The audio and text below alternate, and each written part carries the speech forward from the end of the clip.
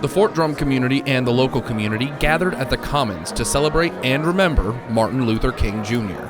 Over 50 years ago, a young preacher captivated America by calling a generation into action and selfless service. As we come together this afternoon, it is a time for us to remember the injustices that Dr. Martin Luther King Jr. fought. A time to remember his fight for freedom, dignity, and respect for all people. Today is a celebration of equality, of freedom, and of the legacy of one of America's most visionary leaders. Command Sergeant Major retired Shelton Williamson spoke of what has been done to fight injustice, but also reminded us all that there is still more to do. Equality in American society, or better stated, inequality in our country, still exists.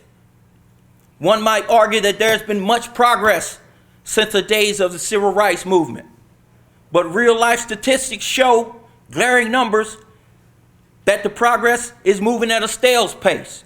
I would urge our senior leaders and at the highest levels to put more women in leadership positions. It appears to be working, I think. Even there's progress right here in the 10th Mountain Division. In fact, since the year 2000, the number of female officers has more than doubled from 30 to 63. Dr. King said, "It's always the right time to do the right thing." And there's never been a better time to do the right thing than right now.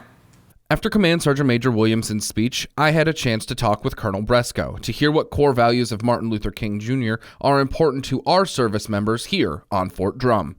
Dignity, respect, how we treat each other is paramount in our business, because our business relies on trust.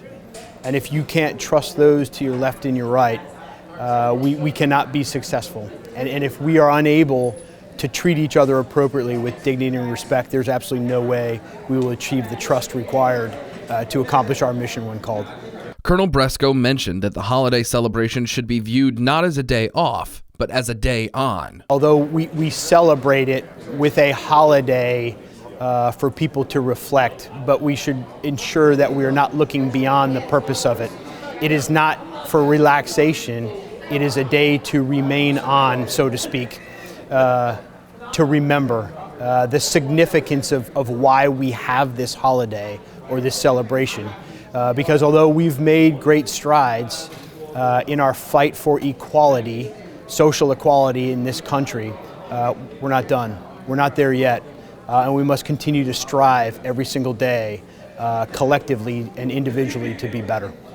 And finally, Colonel Bresco gives a final statement to all of you viewers watching at home. Respect each other, no matter what.